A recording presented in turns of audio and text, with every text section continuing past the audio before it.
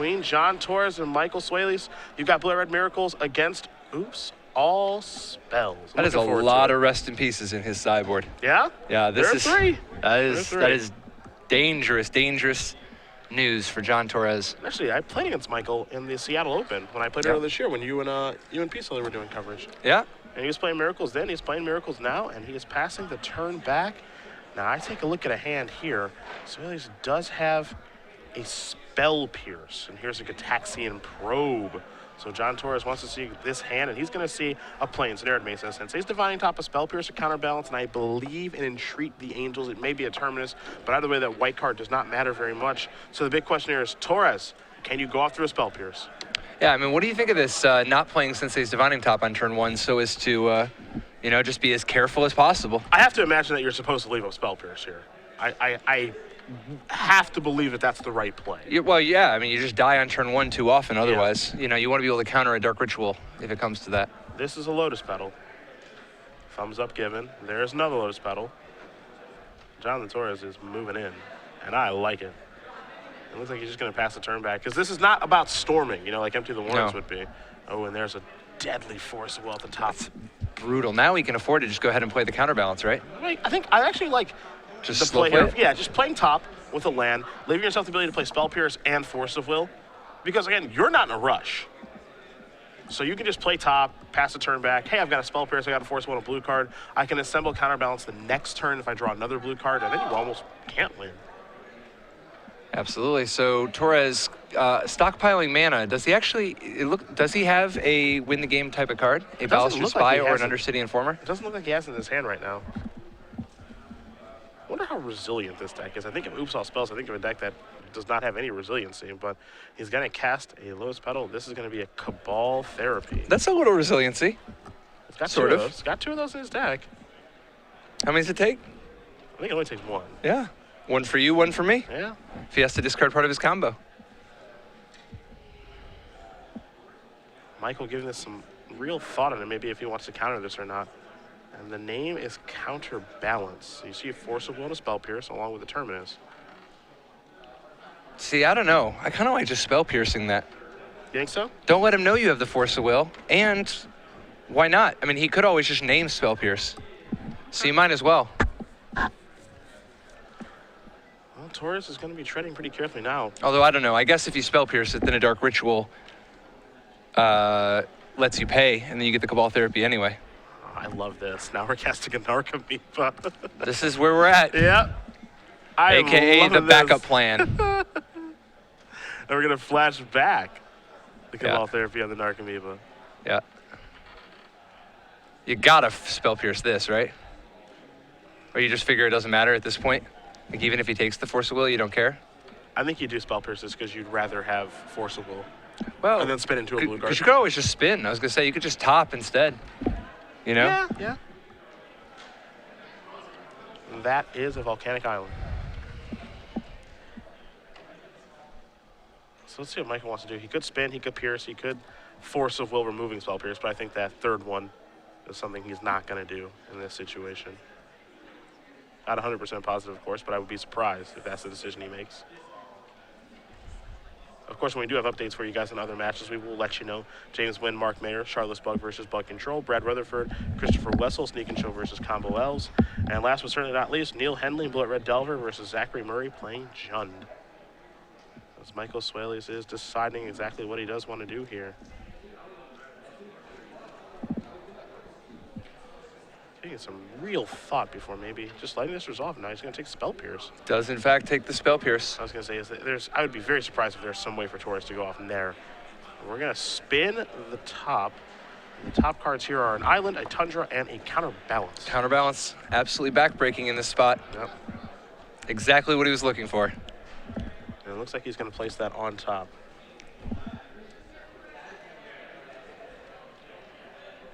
So Michael will draw a card here. So what do you think? Do you just run the Counterbalance out? Yeah, I think it's probably for safe the best. at this point, right? Yeah, I think it's for the best. Yeah, because, I mean, even just blind, it does so much, but this removes so much of Torrez's counterplay. Yeah. That's hard for John to overcome this, I believe.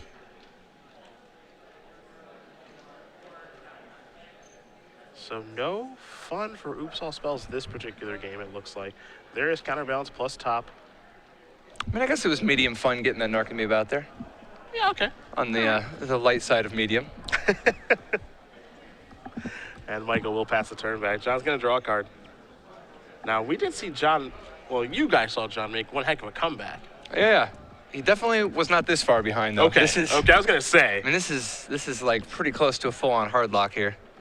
Looks like Jace is going to be the top card here for Michael. He will draw that. You see his hand around Terminus, Jace, and a Force of Will. Just going to pass the turn back. Again, no rush here at all. All Torrez can do is quickly draw a card and pass the turn back. We'll spin a top. There's an Entreat the Angels on top of the deck. We might just be making one Angel. That might be enough to get the job done. At least we'll present a clock, but it looks like Michael has some interest in maybe drawing the top, maybe drawing just Council's Judgment instead. Yeah, that looks to be the case. Going to draw Council's Judgment. Pass the turn back.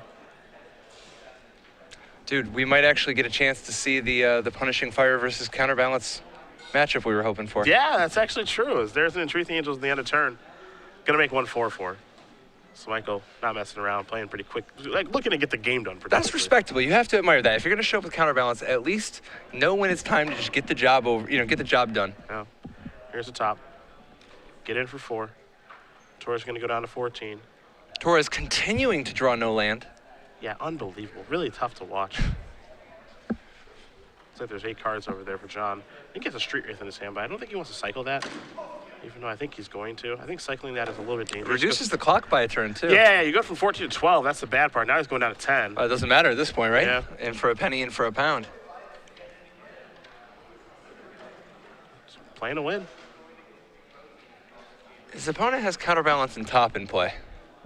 Might not be able to win. Maybe might not be able to win. Tough spot here for John. Not really a whole lot of ways to make progress either. It's not like a dredge deck where he can just be randomly dredging while he's hanging out to try to find some Narcomoebas or something. This deck is very all or nothing. At the moment, it is very nothing. I think John knows that. I'm not sure if I can work my way out of this top plus Counterbalance. Quick update for you guys here. Neil Henley with Blue Red Delver up a game over Zach Murray playing Jund. A little surprised by that. I figured that Murray, especially when he's a 2 seed. Ooh, and that's you know what's even tougher? That was supposed to be the good game for Jund. Yeah, that's what I was thinking Now too. He's got to face Rest in Peace. That's not easy. No. Not easy at all. In for 4 we go. Torrez going to go down to 6. See, Swailes does have a Red Elemental Blast in his hand. The Jill is at School of Magic there, starting a couple blast effects.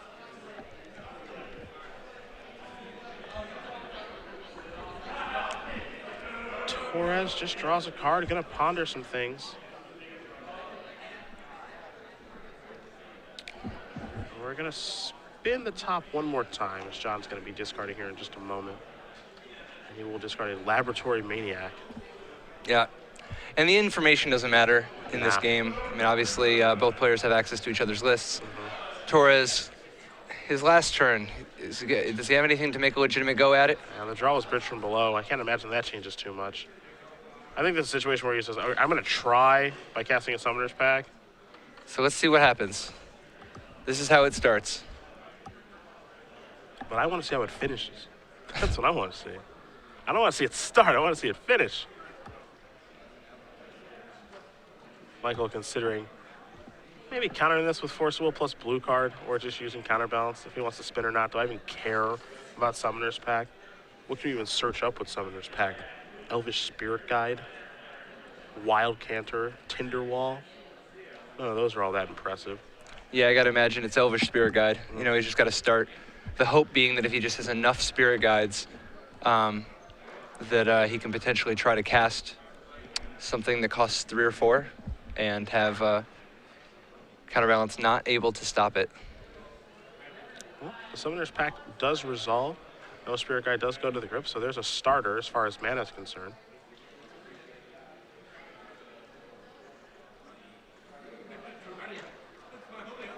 Now we'll remove some Spirit Guides for 2 mana.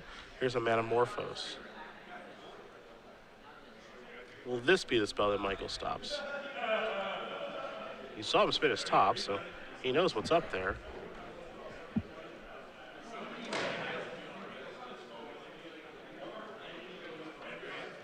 He's giving this some sincere thought as well.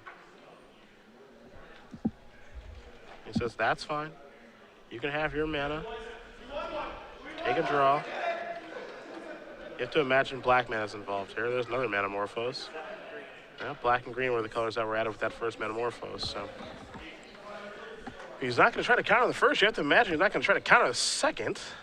Well, maybe he is. Maybe. This is where he makes his move. Yeah, he sacrifices his fetch land. So he says, enough is enough. Gonna go grab a Tundra. See if he can find a 2 on top of his deck with the top. It is actually possible for Michael to brick completely with a top here. It's unlikely, of course.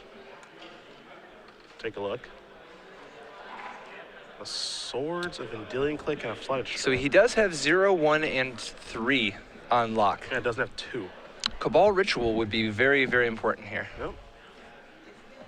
He says that's fine. So now Metamorphose will resolve again. We'll figure out what mana it's going to be. It's going to be black and green again. Now another Metamorphose. Probably black and green again. Now there's Cabal Ritual. There is the Cabal Ritual that we talked about. But if he doesn't have, he doesn't have anything to use the mana on, so we are on to game 2.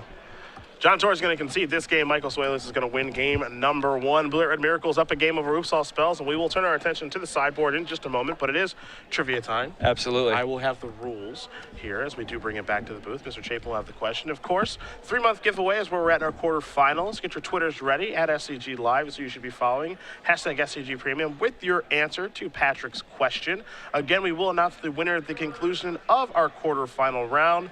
So it is about accuracy, not speed, and as usual, all contest here on SCG Live are at the sole discretion of Star City Games. Twitch is in no way affiliated with our contest giveaways, even though we do love you. And I'm wearing a purple shirt because your logo is purple. Patrick, the question. What Magic the Gathering Hall of Famer top-aided a record 8th Grand Prix in one season this weekend? Got his 8th Grand Prix top 8 in one season, despite the 5 cap. Yeah. Tweet the name. Yeah, absolutely. That's just coming out, Tweet at us the name of this Magic the Gathering Hall of Famer who got the top-aided the Grand Prix in DC this weekend at SCG Live. Hashtag SCG Premium. You can win 3 months of premium and, get lucky. Yeah, we'll also win the conclusion of our quarterfinal round. We'll take a look at this match now in our sideboards here. Miracles has a lot of options, but Torrez is more fun. You've got 4 Goblin Charbelchers, 4 Lion's Eye Diamond, a Tinderwall, 3 Pact Negation, and 3 copies of Spoils of the Vault. We could see him go towards the Belcher plan and just put a high density of ways to be able to win on turn number 1. Tinderwall does help facilitate that as well, and Pact Negation does allow a little bit of protection. The thing I'm most interested in is when does John actually want Spoils of the Vault? I guess he could Spoils for Pact or some sort of win condition sometimes, but... Oh yeah, this is actually a pretty crucial sideboard for Torrez just because he knows that he's up against 3 Rest in Pieces.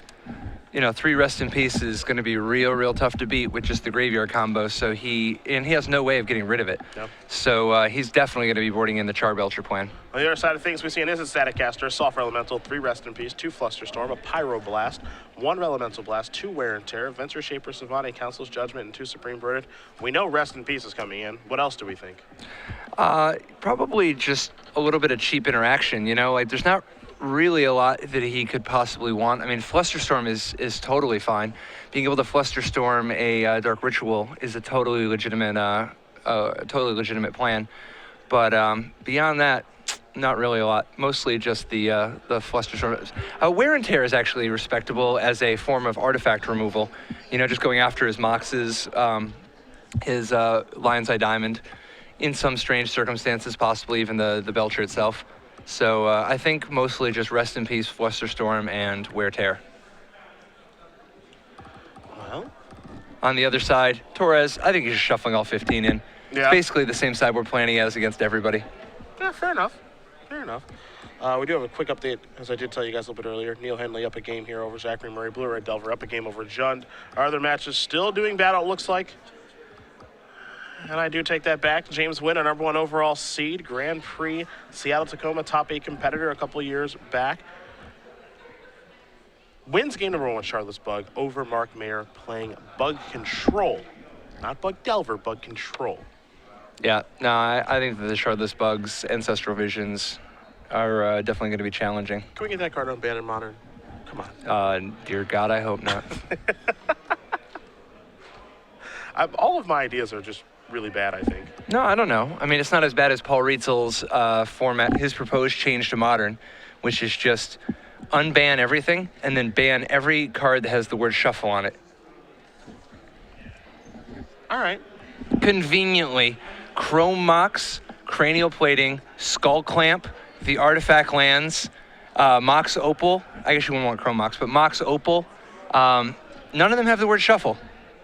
Thoughtcast, Artifact Lands. No, I think Skull Clamp is a very, very real problem. Hypergenesis in Living End, Don't say Hypergenesis and Living End like they're the same thing. Hypergenesis is just, approximately 8 times better than Living End. They just both happen to have Cascade and are free or whatever. Does Cascade say to shuffle and put it on the bottom? Or does it just say put them on the bottom? Shuffle those cards around. All right. You can't play them, yeah. Nope. Gone. It's just nothing but Skull Clamp. I guess Glimpse of Nature is a little bit busted in that format too. Perhaps. Just maybe. But no, Ancestral Visions is not even close. It would be more unhealthy than Jace the Mind Sculptor. Jace the Mind Sculptor, that's a card that's coming back someday. Someday. No. No. Someday, and this day may never come. Yep, no, it's not. Looks like Michael's going to take a mulligan here. He's not happy with what he sees. Neither is John, so down to 6 they each go. Yeah, matchups involving the All Spells deck definitely involve lots of mulligans on both sides. Yeah. Everybody else wants to mulligan to the few cards they have that are very high impact. Torrez wants to mulligan to a hand that can produce any amount of mana at all. Yep, that's it. Michael's mulliganing for a hand for basically just Force of Will. I don't know. Rest in Peace is pretty darn good too, particularly if you have like a Spell Pierce to try to bridge for a turn. Yeah, I mean, if you get a turn. If you get a turn. Yeah, it is real tough too, because I mean, Torrez can just kill on turn 1 a fair bit, but the thing is, if he boards into the Belcher plan, his turn 1 kill percentage does go down. Yeah, he's got too high of a density of things to do. Or not enough rituals, perhaps. This could be a real problem. Yeah. Yeah, it's tough. It's a little dilemma. Do you just stay all in on turn 1 kills, knowing that that if your opponent plays a 2-mana spell, you cannot win? Mm-hmm. Or do you slow down, try to win through the 2-mana card, but risk giving your opponent chances to draw more of their interactive pieces? John mulliganing very, very quickly. Michael keeping. Look at that poker face. Just a shrug, look at the hand. Yeah, sure. Oh, yeah. Sure, I've got Force of Will and blue card, whatever. It's fine. Yeah, and it's dangerous because this All Spells deck doesn't mulligan super great. I mean, it's okay. It's just that it needs a critical mass of cards to be able to play anything. It can't really survive on a small number of cards. Yeah, mulligan at 5 with this kind of deck, it's almost impossible to go off, I think. I think if John keeps, I believe his first turn will just be like, keep, go. Well, there's also, I mean, there is always the possibility of, like, if you just do, like a Lotus Petal, 2 Dark Rituals, and a Spy, you win. Lotus Petal, man, that'd be a good hand. Oh, yeah. Oh, yeah. You know what I want to see? What's that? That. Yeah. That's what I want to see. I'm not tough to please. Actually, right now I want it to be like Lotus, Ritual, like a Manamorphose, hoping to find the Spy. Oh, yeah. He's going to mulligan down to 4 here. 4 cards is tough. You still have Petal, Ritual, Spy. Bang, found it. You even have Petal, Ritual, Undercity Informer, Spirit and Guide. you just hope to draw a mana. Spirit Guide. I'm talking about when you go to 3. Oh, okay. And then just hope to draw a mana. Yeah. Live dangerously. That's the only way to live. Michael probably boarded out his spot removal. Almost assuredly. Yep. Terminus and Swords, those are gone. Especially when he knows his opponent's deck list and what John can be up to, those are gone. Mm-hmm. Let's not kid ourselves. 4 cards for Mr. Torrez. Looks like no Force of Wills in Michael's hand, though. John's just, I gotta keep. Here's a Lion's Eye Diamond. Anything else? There's a Simian Spirit Guide, Elvish Spirit Guide. We're counting? I like that. We are counting. What's this? That's a Chromox.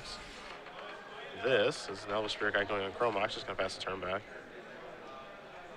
Interesting. Leading with the proactive Chrome Mox. I guess playing around counterbalance? Potentially. Yeah, Michael's hand's actually not great. There's a Street Wraith. Going to cycle that right away.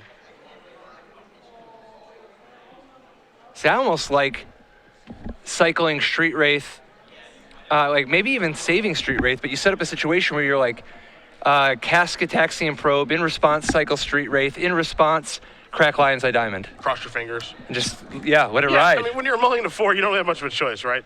Here's a Brainstorm. Got to give yourself the best chance to win. That Brainstorm was good. But there is a plow in there still, so he did keep some amount of spot removal. All right. That was a good Brainstorm. A couple of Force of Wills. Michael figuring out what cards he wants to keep, which is Force, blue card, blue card, blue card. Now he puts one more back. Shocker. Yeah, that means these 2 cards are going to go back. And I have to imagine Scalding Tarn's going to get sacrificed in just a moment, so let's get that weak stuff out of here. Yep. The best Torrez I think is hoping for is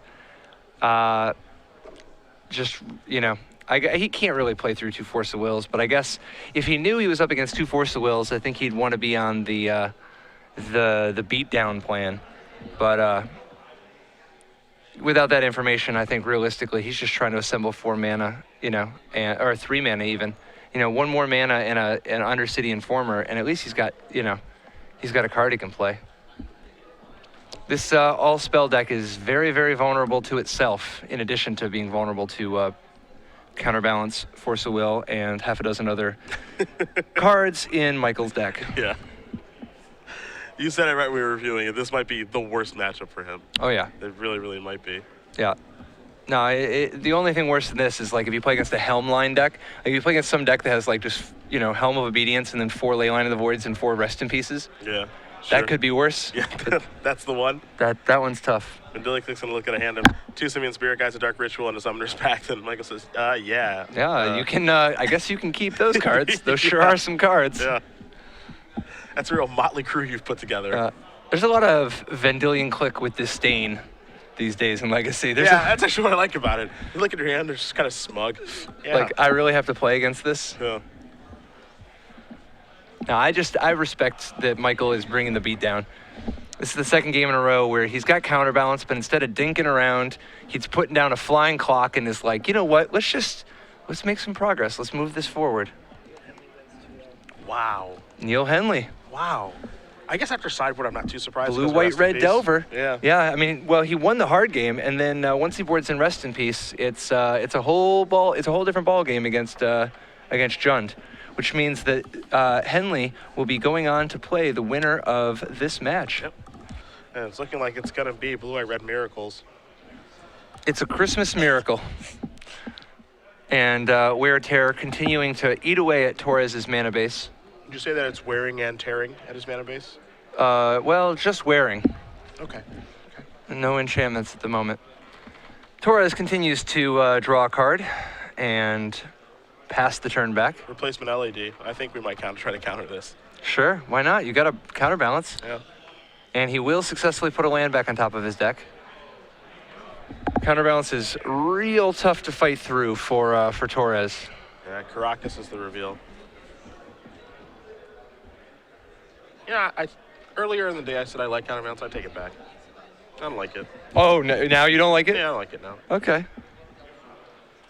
You know what's sweet with counterbalance? Oh. Fairy Harbinger. 3 and a blue, 2/2 flying flash. I know what it does. Search your. Oh yeah. I know what it does. Yeah. It's my job to know what it does. Think of a casting cost you can't stop with it.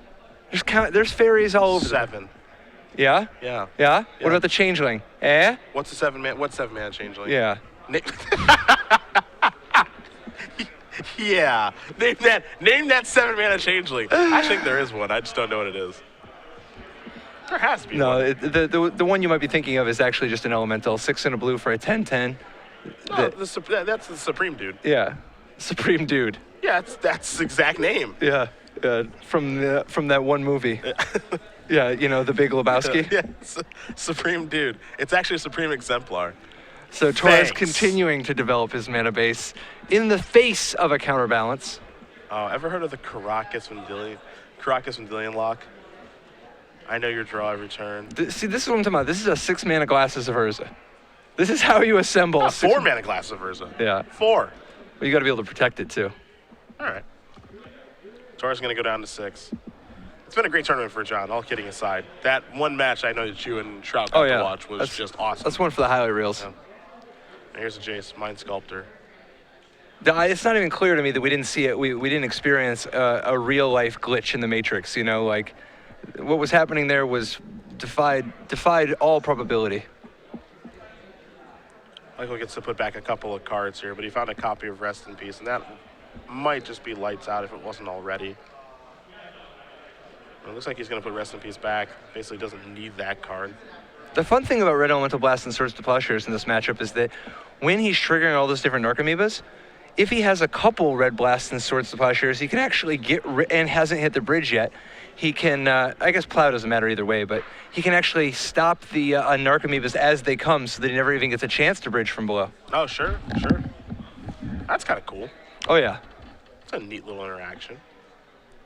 Gonna sacrifice this Flooded Strand. Go searching for a land, clear the top of the deck. Make it so that Jace can see another fresh Brainstorm if he'd like. I could see him go Fate Sealing this turn, though. Yeah.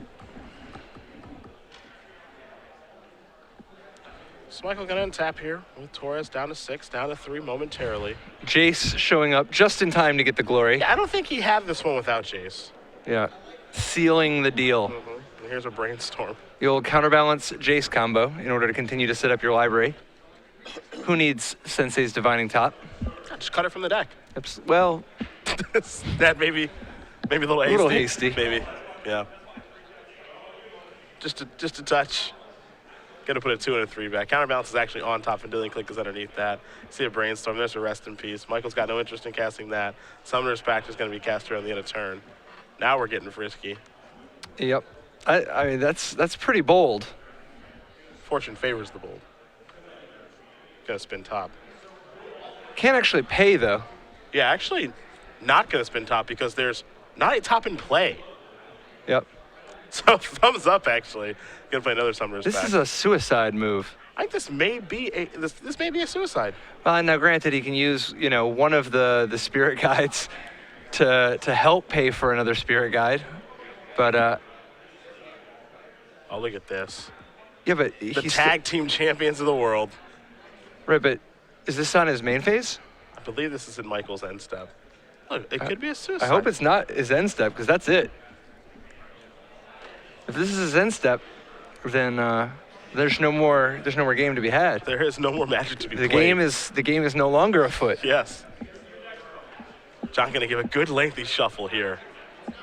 And we're checking on what other matches we have available after this one, because obviously there's not a whole lot of Magic left in this battle. Yep. He does do it during his own upkeep. Okay. Very So wisely. that's smart. That's smart.